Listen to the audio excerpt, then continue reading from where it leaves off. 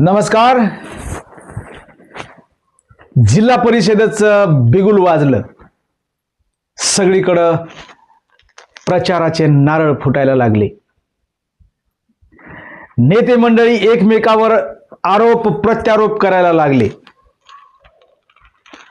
कुणी म्हणतंय घराणेशाही सुरू आहे, कुणी म्हणतंय मी सर्वसामान्य माणसाचा उमेदवार देतो. हे सगळं सुरू असताना सर्वसामान्यांच्या प्रश्नांची जाणीव कुठल्या पक्षाला आहे, कुठल्या उमेदवाराला आहे याचं मात्र भान ना जनतेला आहे, ना उमेदवाराला आहे, ना नेत्याला आहे. जिल्हा परिषदेच्या निवडणुकांचा प्रचार सुरू झालाय. धर्म आणि जात याशिवाय या नेत्यांकडे मुद्दे नाहीये. कुणी घराणेशाही मांडतंय, कुणी धर्म सांगतोय, परंतु विकास मात्र यांच्या चेहऱ्यावर किंवा यांच्या बोलण्यात जाणवत नाही.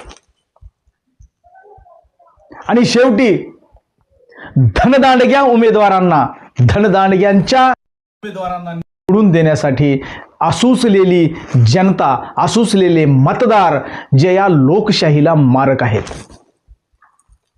संबंध देशभरामध्ये लोकशाहीवरती दररोज प्रहार केला जात आहे. इथल्या महाराष्ट्रातच नाही तर देशातल्या राष्ट्रपुरुष आहेत, त्या राष्ट्रपुरुषांवर रोज हल्ले होत आहेत. त्यांच्या जातीवरनं त्यांच्यावरती पुतळे जाळत आहेत, त्यांच्या प्रतिमा तोडत आहेत.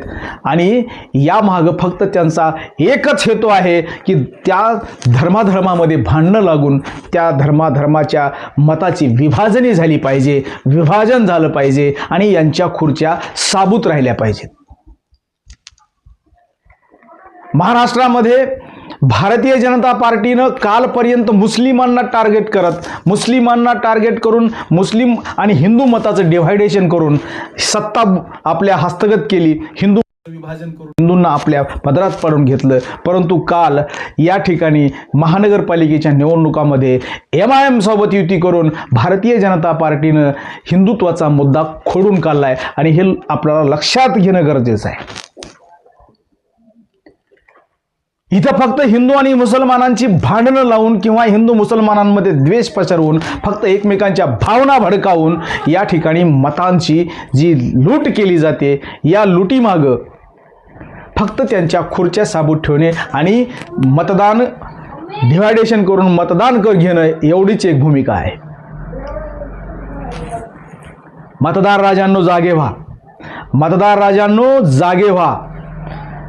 इथं दिवस रात्र कार्यकर्ते म्हणून काम करणाऱ्या कार्यकर्त्यांना इथं तिकीट न देता इथं घराणेशाहीचा पुन्हा एकदा झेंडा उभा टाकलेला आहे.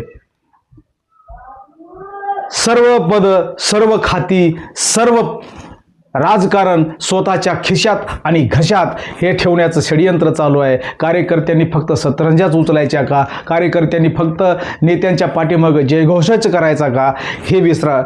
आणि येणाऱ्या निवडणुकीमध्ये विकासाची दृष्टी असलेल्या, विकासाचं नेतृत्व निवडून देण्यासाठी समोर या आणि जिल्हा परिषद पंचायत समितीच्या निवडणुकांमध्ये या ज्या उमेदवारांना पक्षानं नाकारले, ज्यांना पक्षानं तिकीट दिलं नाही आहे, परंतु त्याच्या आर्थिक बाजू कमजोर असताना सुद्धा त्या उमेदवारांच्या पाठीमागं राहून तुम्हाला निवडून द्यावं लागेल. एवढंच या ठिकाणी आपण करू शकलो तर लोकशाही जिवंत ठेवू शकू. जर लोकशाहीला जिवंत ठेवायचं असेल तर विरोधी पक्ष सुद्धा तेवढाच मजबूत असला पाहिजे. आणि हा पक्ष जर जिवंत ठेवायचा असेल तर तुम्हाला चांगल्या उमेदवारांना निवडून द्यावं लागेल. इथं पक्षपात न करता भारतीय जनता पार्टी, काँग्रेस पार्टी, राष्ट्रीय काँग्रेस पार्टी असं कुठलंही या ठिकाणी मनात ठेवू नका. हे राजकारणी सगळे एकच आहेत. या राजकारण्यांना फक्त यांचं सत्ता आणि खुर्ची एवढंच कळतं. बाकी लोकशाहीला जिवंत ठेवायचं असेल आणि लोकशाही जिवंत ठेवून जर सर्वसामान्यांचा विकास साधायचा असेल तर या निवडणुकांमध्ये तुम्हाला या जातीपातीचं राजकारण न करता आणि धर्माचं राजकारण न करता विकासाभिमुख तुम्हाला निवडून द्यावं लागेल. विकासाभिमुख नेतृत्व तुम्हाला निवडून द्यावं लागेल. इथं जातीपातीचं राजकारण न करता पक्ष किंवा नेते हे जे आपल्या भूलथापाला बळी पाडत आहेत याकडं जाणीवपूर्वक लक्ष ठेवा आणि धुरंधरी नेत्यांच्या कुठल्या अँगलने आपल्याला ते बळी पाडत आहेत हे लक्षपूर्वक ध्यानात ठेवा आणि येणाऱ्या जिल्हा परिषद आणि पंचायत समितीच्या निवडणुकांमध्ये विकास करणाऱ्याच आणि अभ्यासू नेतृत्वांना निवडून द्या एवढंच या ठिकाणी सांगतो.